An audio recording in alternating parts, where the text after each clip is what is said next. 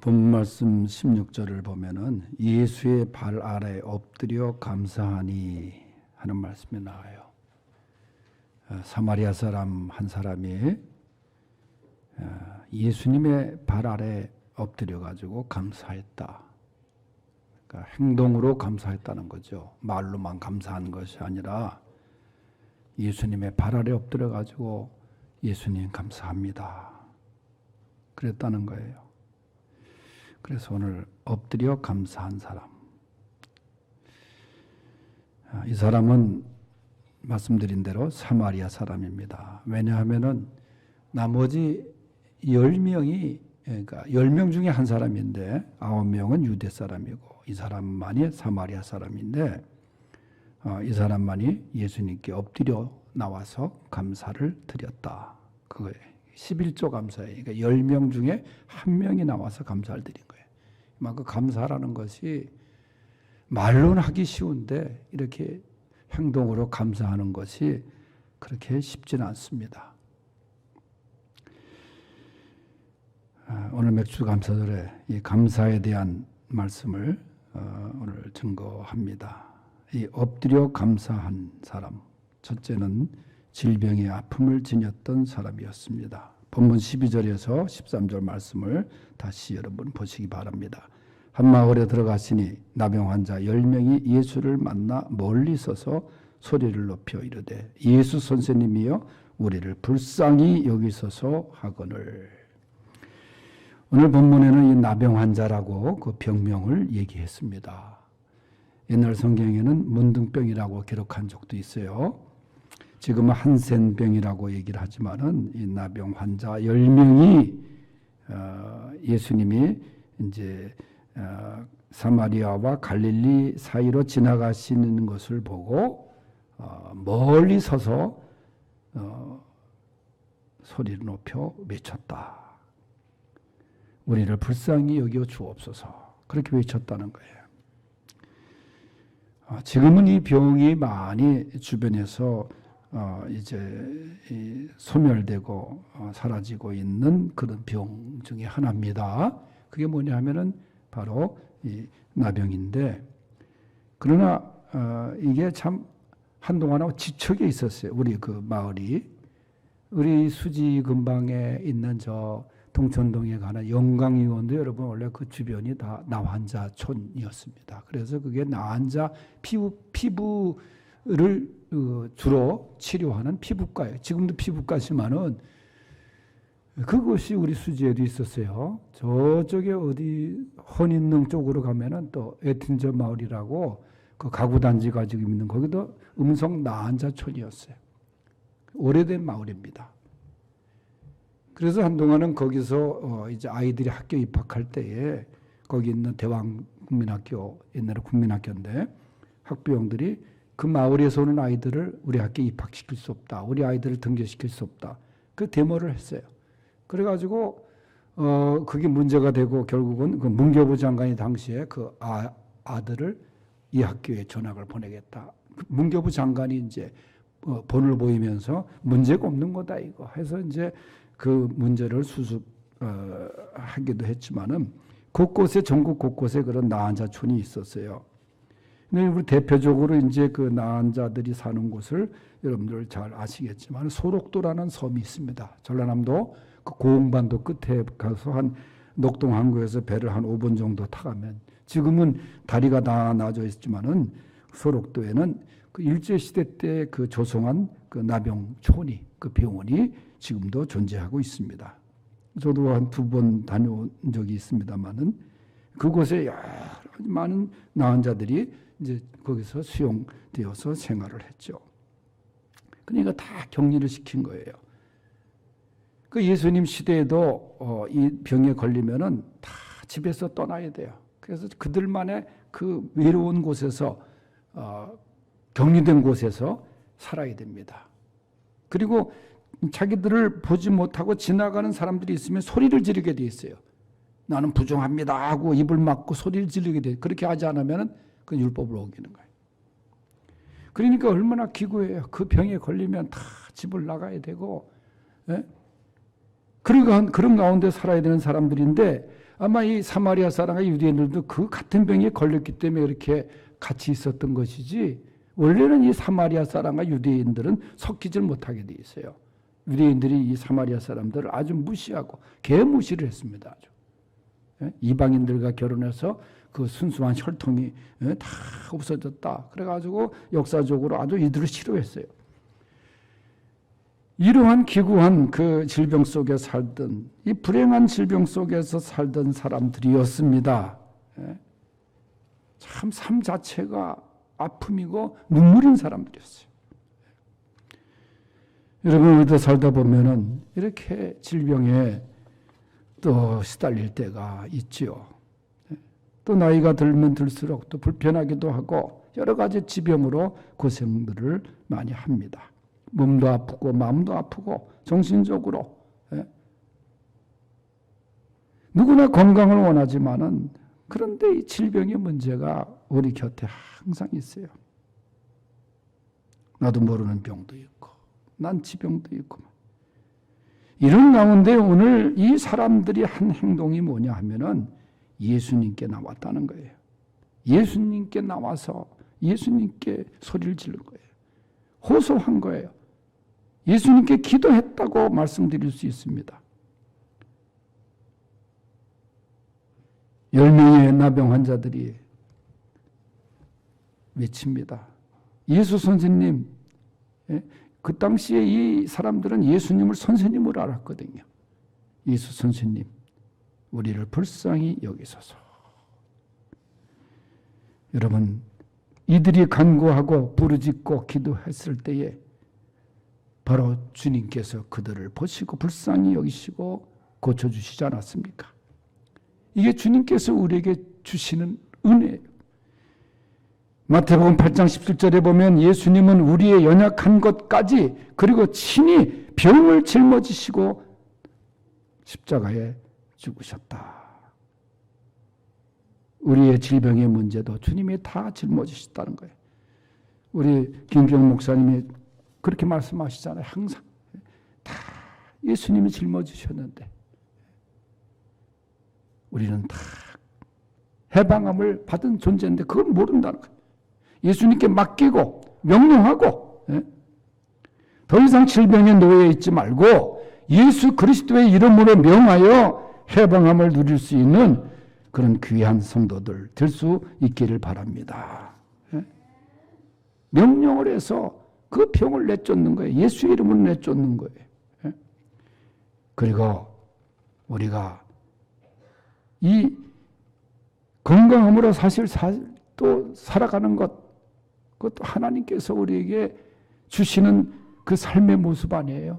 우리가 몸 잘 서로 관리하고 또 의사의 진단을 받을 땐 진단을 받고, 그러면서 하나님께 기도하면서 우리가 질병에서 노임을 받고 해방을 받고 나가서 건강한 삶으로 나갈 수 있는 그런 귀한 성도들이 될 수 있기를 바랍니다.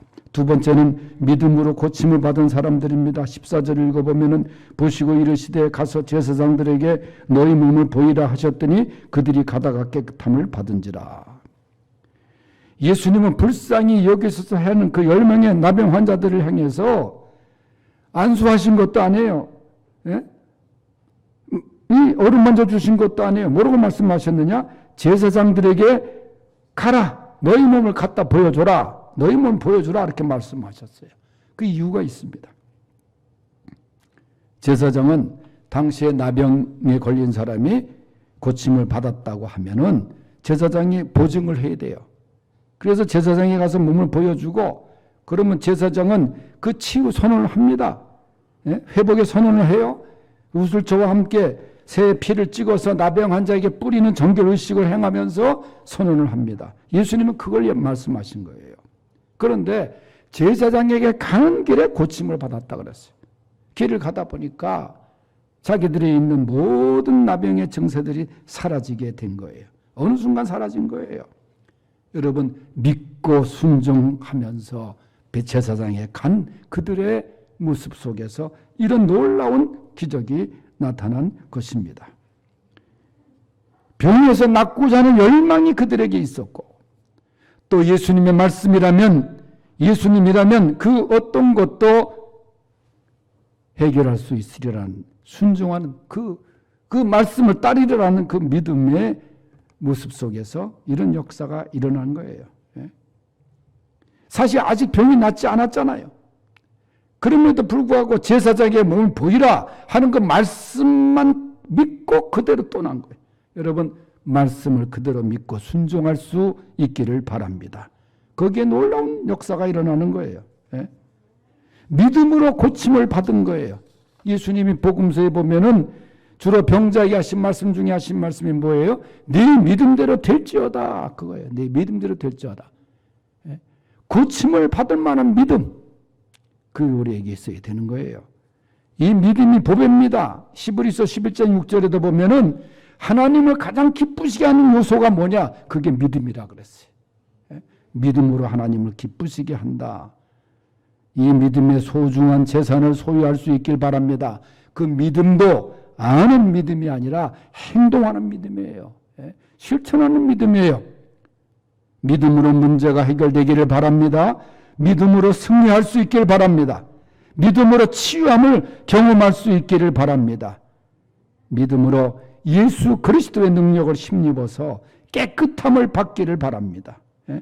예수 그리스도의 능력이 임하는 곳에는 질병이 떠나게 돼 있어요. 사탄이 떠납니다. 건강과 깨끗함의 역사가 임하게 되는 줄로 믿습니다. 여러분, 내가 몸이 아프고 또 계획했던 일 다 잘 안 되고 좌절하거나 힘들어하지 마세요. 기도로 고침을 받는 그런 문제가 해결되는 역사를 여러분들의 그 경험 속에 있기를 바랍니다. 그리고 내가 특별히 건강할 때 건강을 지키고 감사하고 충성을 다해야 되는 거예요. 어떤 면에 보면 치료보다는 예방이 중요한 거예요. 기회를 놓치고 후회하지 말고 기회를 잘 선용하고 말이죠. 그래서 예수 그리스도의 은혜와 축복을 받을 때 건강한 삶을 누릴 수 있는 거예요. 예수 그리스도의 능력으로 여러분과 가정과 삶이 더욱 건강하시기를 주의 이름으로 축원드립니다. 세 번째는 은혜를 잊지 않는 사람이었어요. 본문 15절에서 19절까지 길지만 읽겠습니다. 시작. 그 중에 한 사람이 자기가 나온 것을 보고 큰 소리로 하나님께 영광을 돌리며 돌아와 예수의 발 아래에 엎드려 감사하니 그는 사마리아 사람이라. 예수께서 대답하여 이르시되 10사람이 다 깨끗함을 받지 아니하였느냐? 그 아버는 어디 있느냐? 이 이방 외에는 하나님께 영광을 돌리러 온 자가 없느냐 하시고 그에게 이르시되 일어나 가라. 네 믿음이 너를 구원하였느니라 하시더라. 아멘. 우리가 이 맥주감사절을 드리면서 가을에 추수감사절 예배를 드리는데 이렇게 1년에 2번이라도 감사의 매듭을 짓고 하나님 앞에 감사할 수 있어서 참 다행이에요. 감사하고. 성경은 뭐라 그래요? 항상 감사하라 하잖아요. 범사에 감사하라. 뭐 이런 맥주절 때만 감사하고 추수감사할 때만 감사, 좋은 일만 생기고 그때 감사하라는 게 아니에요. 범사에, 모든 일에 그 말이에요. 범사에 감사하라. 저는 그 안용환 목사님이 이제 한 달에 한 번씩 저한테 그 서신을 보내주시는데 그 안용환 목사님이 이제 연세가 한 80이 가까이 됐을 텐데 37살에 중도 실명을 하지 않았어요. 목사님 아들이었었는데 방탕한 길로 좀 나가고 잘 나가서 자기 세상적으로는 잘 나갔던 사람이에요. 그 사람이. 그러다가 이제 병에 걸려서 눈이 갑자기 멀게 되고 그러다 이제 방황을 하다가 이제 주님을 만나고 그때부터 이제 신학 공부를 해서 목사가 되고 지금도 이제 저 용인 원삼에 시각장애인들을 위한 공동체 마을을 만들어 놓고 거기서 이제 시각장애인들을 위한 선교를 하고 있는데 그분이 이제 얘기 중에 그런 얘기를 해요. 저희가 원래는 우리 통합 측 그 교단 목사님 아들이었었는데 그래서 우리 장신대를 해야 되는데 공부를 장신대를 못 오고 저 한신대를 갔대요. 수유리에는 한신대 입학을 했는데 기숙사 생활을 하면서 이제 공부를 하고 있었는데 기숙사 생활에 밥을 이제 기숙사 밥을 먹고 어느 날 저녁인데 갑자기 이 불이 나갔대요. 기숙사에. 그러니까 불이 나가니까 다른 신학생들은 불 나갔다 그러니까 웅성웅성대면서 그런데 자기는 불이 나가나 안 나가나 밥 먹는데 지장 없었다는 거예요. 앞에 안 보이니까 원래 자기는 뭐 불이 있든 없든 간에 그러면서 먹고서 감사했다. 웃으면서 그래. 그래서 내가 참 그런 데 찾아서 감사한다는 게 그렇잖아요, 여러분. 그것도 감사의 조건이라는 자기는. 또 하나는 그 5공화국 때 우리 정부의 대통령을 비롯해서 그 머리 좋은 강요들이 다 버마, 그 당시에 버마에 가지 않았어요? 아웅산묘지 참배하러 가기 직전에 그 북한에서 매설한 그 폭탄에 의해서 그 아까운 강요들이 다 죽지 않았습니까? 대통령은 좀 늦게 출발해서 이제 살아났고. 그래서 그 많은 사람들의 시신을 운구해가지고 동작동 국립묘지에 다 장례를 치렀어요. 그때 아마 여러분도 기억이 날 거예요.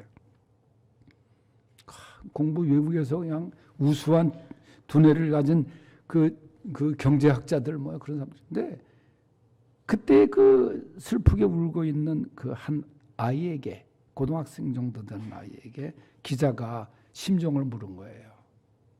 당연히 슬프죠. 아버지를 잃었으니까 얼마나. 근데 그 아이의 그 인터뷰한 게 신문에 실린 내용이 뭐냐면은 나는 너무 슬프고 고통스럽고 힘이 듭니다. 그러나 지난 18년간 좋으신 아버지를 주신 하나님께 감사합니다. 그런 기사가 나온 거예요. 정말 아프고 슬프지만은 고통스럽지만은 나에게 그래도 18년간 좋은 아버지를 주셨던 하나님께 나는 감사드립니다. 자, 이 감사가 여러분 보통 감사예요. 우리가 이 감사를 잊고 사는 것이 너무 많아요. 이 은혜 받고 내가 정말 하나님의 은혜로 그러다가는 그때는 정말 그 은혜 감사하고 잠겨 있고 조금만 지나면 다 그게 사라지는 거예요.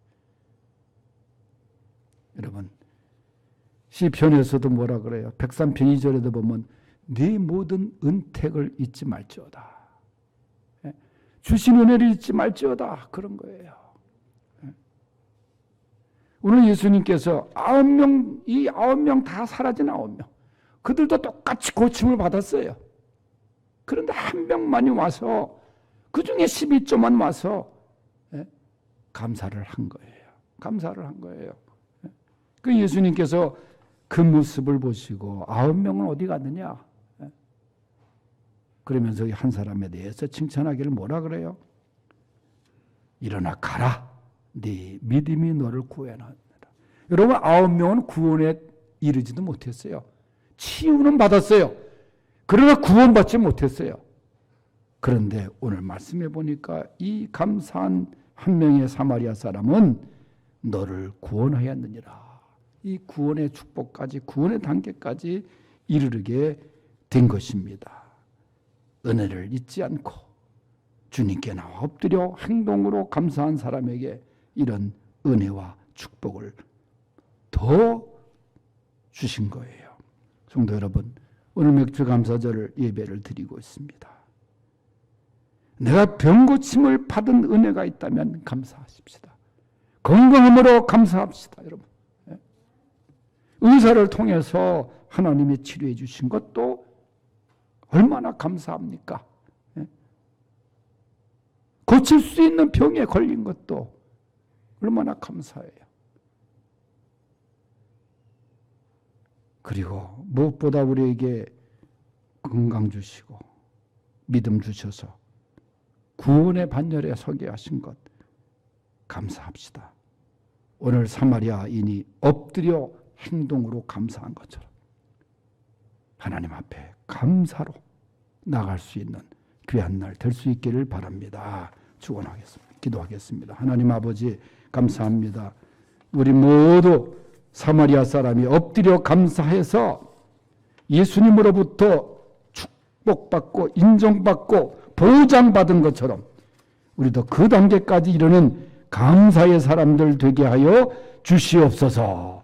예수님의 이름으로 기도하옵나이다. 아멘.